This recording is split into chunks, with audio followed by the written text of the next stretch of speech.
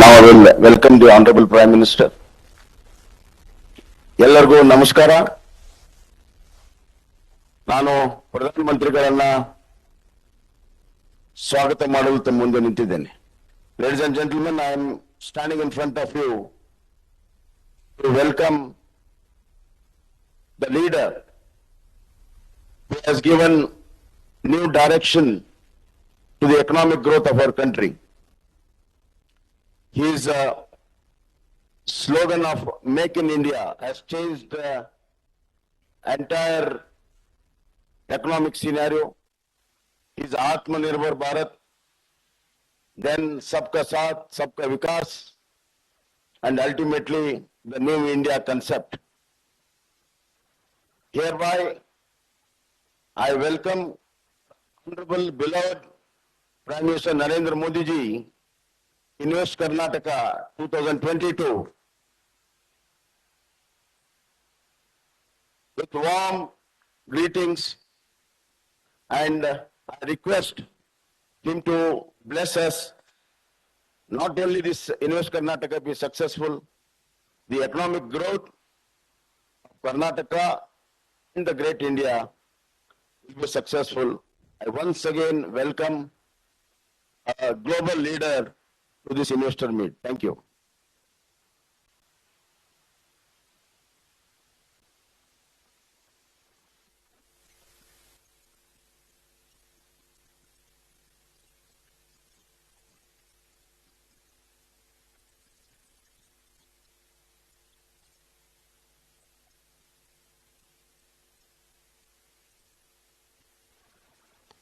We heartily welcome the Honorable Prime Minister of India. We request the Honorable Prime Minister of India, Shri Narendra Modi ji, to kindly deliver the inaugural address. Ladies and gentlemen, please put your hands together.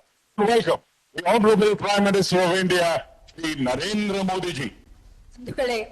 ಮಾನನೀಯ ಪ್ರಧಾನ ಮಂತ್ರಿಗಳು ಶ್ರೀ ನರೇಂದ್ರ ಮೋದಿಜಿ ಅವರ ಉದ್ಘಾಟನಾ ನುಡಿಗಳು. नमस्कार. Global investors meet में दुनिया के कोने कोने से आए सभी साथियों, welcome to India, welcome to नम्मा कर्नाटका एंड वेलकम टू नम्मा बेंगलुरु. कल कर्नाटका ने राज्योत्सव दिवस मनाया. कर्नाटक के लोगों और कन्नड़ भाषा को अपने जीवन का हिस्सा बनाने वाले सभी लोगों को मैं बहुत बहुत बधाई देता हूं. ये वो जगह है जहां ट्रेडिशन भी है और टेक्नोलॉजी भी है. ये वो जगह है जहां हर तरफ नेचर और कल्चर उसका अद्भुत संगम दिखता है. ये वो जगह है जिसकी पहचान वंडरफुल आर्किटेक्चर से भी है और वाइब्रेंट स्टार्टअप से भी है. जब भी टैलेंट और टेक्नोलॉजी की बात आती है तो दिमाग में जो नाम सबसे पहले आता है वो है ब्रांड बेंगलुरु. और ये नाम सिर्फ भारत में नहीं बल्कि पूरी दुनिया में एस्टैब्लिश हो चुका है. कर्नाटका की ये धरती सबसे खूबसूरत नेचुरल हॉटस्पॉट्स के लिए जानी जाती है. यानी कि मृदु भाषा कन्नड़ा, यहां की समृद्ध संस्कृति और हर किसी के लिए कन्नड़िया लोगों का अपनापन सबका दिल जीत लेते हैं. साथियों, मुझे खुशी है कि ग्लोबल इन्वेस्टर्स मीट का आयोजन कर्नाटका में हो रहा है. ये आयोजन कॉम्पिटिटिव और कोऑपरेटिव फेडरलिज्म का सटीक उदाहरण है। भारत में मैन्युफैक्चरिंग और प्रोफेशनल और प्रोडक्शन काफी हद तक राज्यों के नीति निर्णयों पर, नियंत्रण पर बहुत निर्भर होता है। इसलिए अगर भारत को आगे बढ़ना है तो राज्यों का आगे बढ़ना जरूरी है। ग्लोबल इन्वेस्टर्स मीट के जरिए राज्य स्पेसिफिक सेक्टर्स में खुद दूसरे देशों के साथ पार्टनरशिप कर रहे हैं, ये बहुत अच्छी बात है। मैं देख पा रहा हूं कि दुनिया भर की तमाम कंपनियां इस आयोजन में शामिल हो रही हैं। मुझे बताया गया है कि इस प्लेटफॉर्म पर हजारों करोड़ रुपए की पार्टनरशिप की जाएगी। इससे बड़े पैमाने पर युवाओं के लिए रोजगार के अवसर बनेंगे। साथियों, 21वीं सदी में भारत आज जिस ऊंचाई पर है, वहां से अब उसे निरंतर आगे ही जाना है। पिछले वर्ष भारत ने करीब $84 बिलियन का रिकॉर्ड फॉरेन डायरेक्ट इन्वेस्टमेंट हासिल किया था। और आप भी जानते हैं कि नतीजे तब आ रहे हैं जब दुनिया कोविड वैश्विक महामारी के असर और युद्ध की परिस्थितियों से पूरी दुनिया जूझ रही है। हर तरफ अनिश्चितता का माहौल है। भारत में भी युद्ध और महामारी से बनी स्थितियों का विपरीत प्रभाव पड़ा ही है। बावजूद इसके आज पूरी दुनिया भारत की तरफ बहुत उम्मीद भरी नजरों से देख रही है।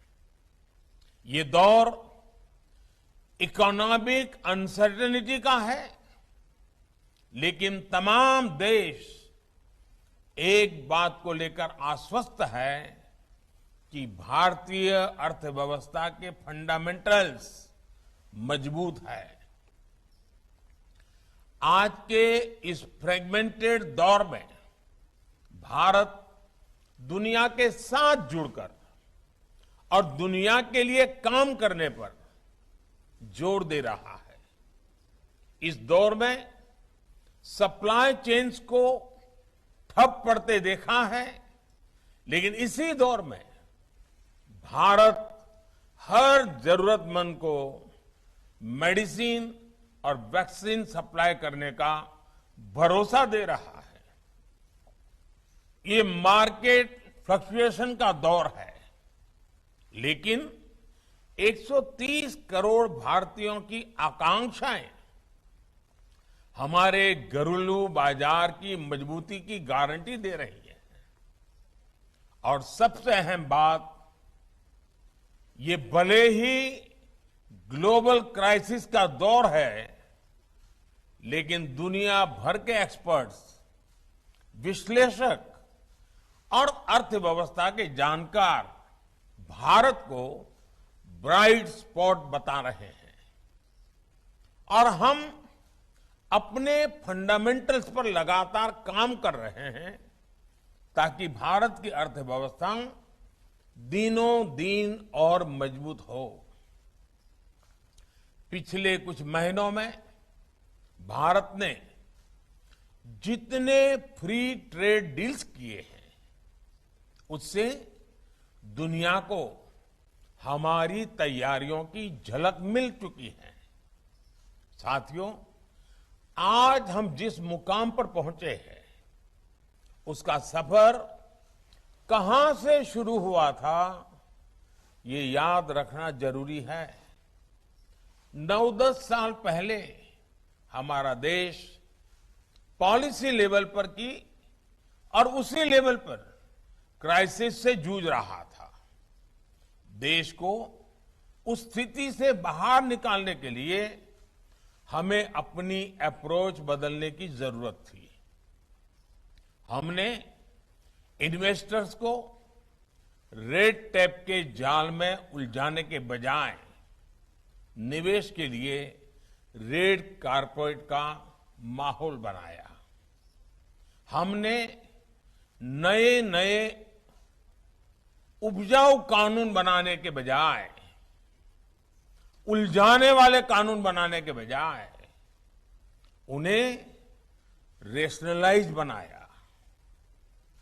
हमने खुद बिजनेस चलाने के बजाय बिजनेस के लिए ग्राउंड तैयार किया ताकि दूसरे लोग आगे आ सके। हमने युवाओं को नियमों में जकड़ने के बजाय उन्हें अपनी क्षमताओं को और बढ़ाने का मौका दिया। साथियों, नए भारत का निर्माण बोल्ड रिफॉर्म्स, बिग इंफ्रास्ट्रक्चर और बेस्ट टैलेंट से ही संभव है। आज सरकार के हर स्पीयर में बोल्ड रिफॉर्म्स किए जा रहे हैं। అనురాగానికి అమ్మ ఆదర్శం, ఆరోగ్యానికి Sri Sai homeo stores and clinic. అనుభవం, అర్హత, అంకిత భావం కల డాక్టర్లచే చికిత్స. అన్ని రకాల ఆరోగ్య సమస్యలకు నమ్మకమైన ఎంపిక Sri Sai homeo stores and clinic. Diabetes, కీళ్ల నొప్పులు, సయాటికా, వెన్నుముక సమస్యలు, థైరాయిడ్, నిద్రలేమి, మానసిక సమస్యలు, ఋతు సమస్యలు, అన్ని రకాల దీర్ఘకాలిక వ్యాధులకు ప్రత్యేక హోమియో వైద్యం. అందరికీ అందుబాటులో అంతర్జాతీయ హోమియో వైద్యం Sri Sai homeo stores and clinic. మీ ఆరోగ్య సమస్య ఏదైనా ఇప్పుడు పరిష్కారం సాధ్యం.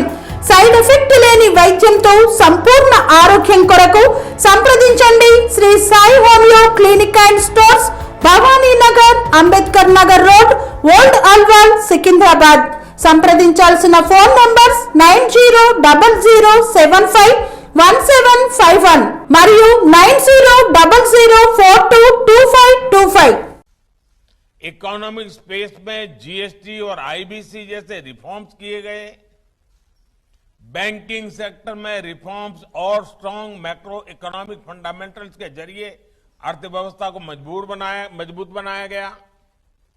इसी तरह यूपीआई जैसे कदमों के जरिए देश में डिजिटल रिवॉल्यूशन लाने की तैयारी की गई। हमने 1500 से ज्यादा आउटडेटेड कानूनों को खत्म किया। करीब 40,000 गैर जरूरी कंप्लायंसेस को रद्द कर दिया। हमने अनेकों प्रावधानों को डीक्रिमिनलाइज भी किया। हमने कॉरपोरेट टैक्स की दरों को कम करने जैसे कदम उठाए हैं। साथ ही फेसलेस असेसमेंट जैसे सुधारों से ट्रांसपेरेंसी भी बढ़ाई है। भारत में एफडीआई के लिए नए सेक्टरों के दरवाजे खोले गए हैं। भारत में ड्रोन्स, जियो स्पेशल सेक्टर, स्पेस सेक्टर और यहां तक कि डिफेंस सेक्टर में इन्वेस्टमेंट्स को अभूतपूर्व बढ़ावा दिया जा रहा है। साथियों, रिफॉर्म्स के साथ साथ इंफ्रास्ट्रक्चर के क्षेत्र में भी भारत बहुत तेजी के साथ आगे बढ़ रहा है। आधुनिक इंफ्रास्ट्रक्चर के लिए भारत पहले से कहीं ज्यादा स्पीड के साथ और बड़े स्केल पर काम कर रहा है। आप एयरपोर्ट्स का उदाहरण ले सकते हैं। पिछले 8 वर्षों में ऑपरेशनल एयरपोर्ट्स की संख्या दोगुनी हो चुकी है। करीब 70 एयरपोर्ट से बढ़कर अब 140 से ज्यादा एयरपोर्ट से उड़ान भरने लगे हैं और अभी कई और नए एयरपोर्ट्स भारत में बन रहे हैं। इसी तरह मेट्रो ट्रेन का दायरा 5 शहरों से बढ़कर 20 शहरों तक फैल चुका है। हाल ही में लॉन्च की गई नेशनल लॉजिस्टिक पॉलिसी विकास की रफ्तार को बढ़ाने में और मदद करेगी। साथियों, मैं इन्वेस्टर्स का ध्यान विशेष तौर पर पीएम गति शक्ति नेशनल मास्टर प्लान की तरफ आकर्षित करना चाहता हूं। गति शक्ति नेशनल मास्टर प्लान में इंफ्रास्ट्रक्चर निर्माण का तौर तरीका ही बदल दिया है। अब जब किसी प्रोजेक्ट की योजना बनती है तो उसके 3 डायमेंशंस पर सबसे पहले ध्यान दिया जाता है। डेवलपिंग इंफ्रास्ट्रक्चर के साथ साथ एग्जिस्टिंग इंफ्रास्ट्रक्चर का मैप तैयार किया जाता है। फिर उसे पूरा करने के shortest and most effective route पर चर्चा की जाती है। इससे लास्ट माइल कनेक्टिविटी का उसके अंदर बहुत महत्व रखा जाता है, ख्याल रखा जाता है और उस प्रोडक्ट्स या सर्विस को वर्ल्ड क्लास का बनाने पर जोर दिया जाता है। साथियों, आज जब दुनिया इंडस्ट्री 4.0 की तरफ बढ़ रही है तो इस औद्योगिक क्रांति में भारतीय युवाओं की भूमिका और भारतीय युवाओं का टैलेंट देखकर दुनिया को आश्चर्य होता है, अजूबा लगता है, दुनिया दंग है। भारत के युवा बीते वर्षों में अपने यहां 100 से ज्यादा यूनिकॉर्न बना चुके हैं। भारत में 8 साल में 80,000 से ज्यादा स्टार्टअप्स बने हैं। आज भारत का हर सेक्टर युवा शक्ति की ताकत से आगे बढ़ रहा है। पिछले वर्ष भारत ने रिकॉर्ड एक्सपोर्ट किया है। कोविड के बाद जो हालात है उसमें ये उपलब्धि बहुत महत्वपूर्ण हो जाती है। भारत के युवाओं की क्षमताओं का विस्तार करने के लिए हमने इंडियन एजुकेशन सिस्टम में भी अहम बदलाव किए हैं। बीते वर्षों में भारत में यूनिवर्सिटीज, टेक्नोलॉजी यूनिवर्सिटीज और मैनेजमेंट यूनिवर्सिटीज की संख्या में 50% की बढ़ोतरी हुई है। साथियों, इन्वेस्टमेंट और ह्यूमन कैपिटल पर फोकस करके ही विकास के ऊंचे लक्ष्यों को हासिल किया जा सकता है। इसी सोच पर आगे बढ़ते हमने हेल्थ एंड एजुकेशन सेक्टर में इन्वेस्टमेंट्स को बढ़ावा दिया। हमारा मकसद प्रोडक्टिविटी को बढ़ाना भी है और ह्यूमन कैपिटल को इंप्रूव करना भी है। आज एक तरफ हम दुनिया की सबसे बड़ी मैन्युफैक्चरिंग इंसेंटिव स्कीम से उसमें से एक को लागू कर रहे हैं, तो दूसरी तरफ दुनिया की सबसे बड़ी हेल्थ एश्योरेंस स्कीम भी की सुरक्षा भी दे रहे हैं। एक तरफ हमारे देश में एफडीआई में तेजी से बढ़ोतरी हो रही है, तो दूसरी तरफ मेडिकल कॉलेज और अस्पतालों की संख्या भी बढ़ रही है। एक तरफ हम बिजनेस के रास्ते में आने वाली रुकावटों को हटा रहे हैं, तो दूसरी तरफ 1.5 lakh health and wellness centre भी बना रहे हैं। एक तरफ हम देश भर में हाईवे का जाल बिछा रहे हैं, तो दूसरी तरफ लोगों को टॉयलेट और पीने का साफ पानी मुहैया कराने के मिशन से भी जुटे हैं। एक तरफ हम फ्यूचरिस्टिक इंफ्रास्ट्रक्चर जैसे मेट्रोज, एयरपोर्ट और रेलवे स्टेशन बनाने में जुटे हैं, तो दूसरी तरफ हम हजारों स्मार्ट स्कूल भी बना रहे हैं।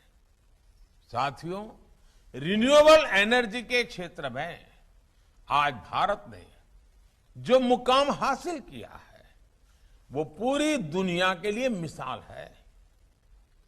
पिछले 8 वर्षों में देश की रिन्यूएबल एनर्जी की क्षमता 3 गुनी बढ़ी है और सोलर एनर्जी की क्षमता में 20 गुना बढ़ोतरी हुई है। ग्रीन ग्रोथ और सस्टेनेबल एनर्जी की दिशा में उठाए गए हमारे कदमों ने ज्यादा से ज्यादा निवेशकों को आकर्षित किया है, जो अपनी लागत का रिटर्न चाहते हैं और इस धरती के प्रति अपनी रिस्पॉन्सिबिलिटी भी निभाना चाहते हैं, वो आज भारत की तरफ उम्मीद से देख रहे हैं। साथियों, आज कर्नाटका के साथ एक और विशेषता जुड़ी हुई है। कर्नाटका के पास डबल इंजन की पावर है, यानी केंद्र सरकार और राज्य सरकार में एक ही पार्टी का नेतृत्व है। ये भी एक वजह है कि कर्नाटका कई क्षेत्रों में सबसे तेज गति से विकास कर रहा है। ईज ऑफ डूइंग बिजनेस में कर्नाटका लगातार टॉप रैंकर्स में अपनी जगह बनाए हुए हैं। यही वजह है कि एफडीआई के लिहाज में कर्नाटका का नाम टॉप राज्यों की लिस्ट में शामिल है। फॉर्च्यून 500 कंपनीज में से 400 कर्नाटका में ही है। भारत के 100+ यूनिकॉर्न में से 40 से ज्यादा कर्नाटका में ही है। कर्नाटका की गिनती आज दुनिया के लार्जेस्ट टेक्नोलॉजी क्लस्टर के तौर पर हो रही है। यहां कर्नाटका में इंडस्ट्री से लेकर इंफॉर्मेशन टेक्नोलॉजी तक, फिनटेक से लेकर बायोटेक तक, स्टार्टअप से लेकर सस्टेनेबल एनर्जी तक, हर क्षेत्र में विकास की नई गाथा लिखी जा रही है। विकास के कुछ आंकड़े तो ऐसे हैं कि कर्नाटका सिर्फ भारत के दूसरे राज्यों को ही नहीं बल्कि कुछ देशों को भी चुनौती दे रहा है। आज भारत नेशनल सेमीकंडक्टर मिशन के साथ मैन्युफैक्चरिंग डोमेन के नए फेज में प्रवेश कर चुका है। इसमें कर्नाटका की भूमिका बहुत अहम है। चिप डिजाइन और मैन्युफैक्चरिंग को यहां का टेक इकोसिस्टम नई ऊंचाई पर ले जाएगा। साथियों, आप जानते हैं कि एक इन्वेस्टर मीडियम टर्म मिशन और लॉन्ग टर्म विजन के साथ आगे बढ़ता है और भारत के पास एक इंस्पिरेशनल लॉन्ग टर्म विजन भी है। नैनो यूरिया हो, हाइड्रोजन एनर्जी हो, ग्रीन अमोनिया हो, कोल गैसिफिकेशन हो या फिर स्पेस सैटेलाइट्स, आज भारत अपने विकास से विश्व के विकास के मंत्र के साथ आगे बढ़ रहा है। ये भारत का अमृतकाल है। आजादी के अमृत महोत्सव पर देश की जनता नए भारत के निर्माण का संकल्प लेकर बढ़ रही है। इसमें और हमने 2047 तक विकसित भारत बनाने का लक्ष्य तय किया है।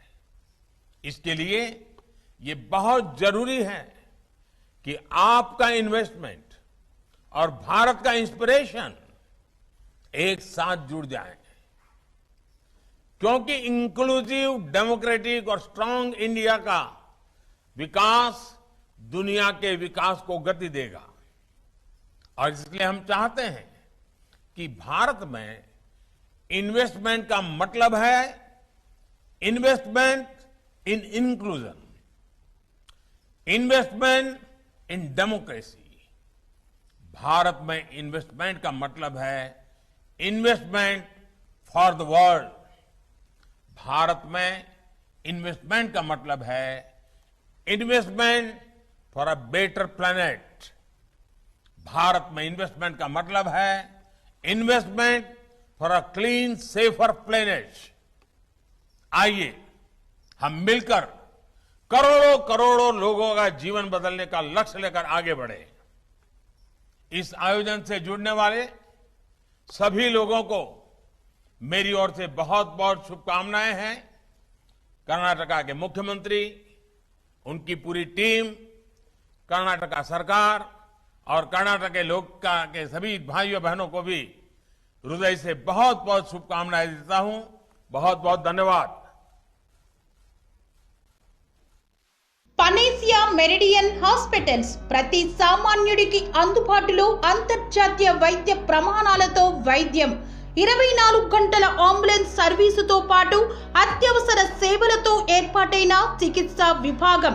మా దగ్గర గుండె సంబంధిత, మూత్రపిండ, కాలేయ, కంటి జబ్బులకు, మోకాళ్ల శస్త్రచికిత్సతో పాటు కోవిడ్-19, బ్లాక్ ఫంగస్ వంటి వైరస్లకు, అన్ని రకాల ఆరోగ్య సమస్యలకు నమ్మకమైన అత్యాధునిక వైద్య చికిత్సను అందిస్తున్న హాస్పిటల్ పనేసియా మెరిడియన్ హాస్పిటల్స్.